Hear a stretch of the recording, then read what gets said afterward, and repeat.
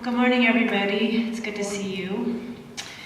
This is going to be an exciting adventure into uncharted territory for all of us because this is a brand new endeavor.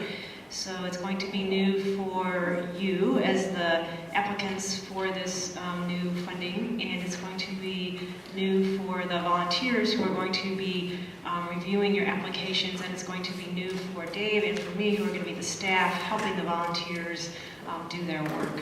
So you'll have to bear with us because not everything is all spelled out yet because this is brand new. So there may be some guidelines or things that emerge as the volunteers begin actually to work on things. So please be patient if today you ask a question, a very good question, and we have to say, we don't know the answer to that yet. That's yet to be determined.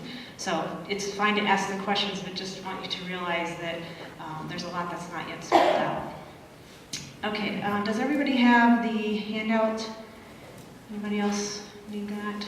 Okay, great. Because what Dave and I are going to do is go through the sections of that to make sure that you understand what has already been spelled out, and then to answer your questions after that.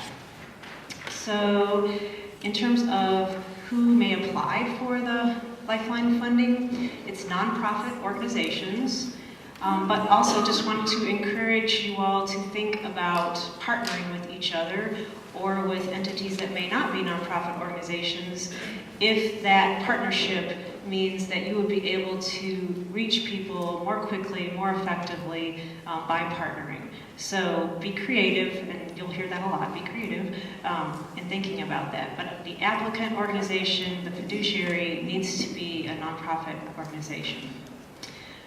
Certainly, whatever organization is the applicant, it must be aimed at helping people in Kalamazoo County. This is the Kalamazoo County focused effort. And just because I have a relationship with many of you, because you're a GKUW member agencies are welcome to apply, but the entities that apply do not need to be United Way member agencies. So we just wanted to make sure that was clear. The funding priorities are listed on the sheet. These include, and I'm just going to read them off for you just to reiterate, to underline what they are: shelter and housing, either maintaining housing or obtaining it, food, safety and security, clothing, transportation, quality child care, and then access to health care, and that includes all kinds of health care: medical, mental health, dental health, and preventive. So those are the priorities that are considered the basic human needs. And then what does it take to write a compelling grant request? Well, certainly it has to fit the categories, the funding priorities. The idea is that the project or the proposal should maintain or increase the capacity of existing services. So these funds are not necessarily to start new things, but to expand the capacity of what exists.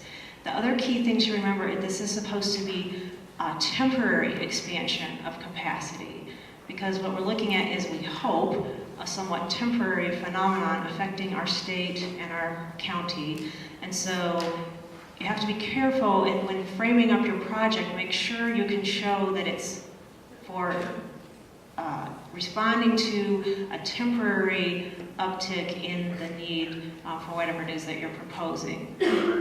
Our volunteers are very sensitive to that aspect of this funding.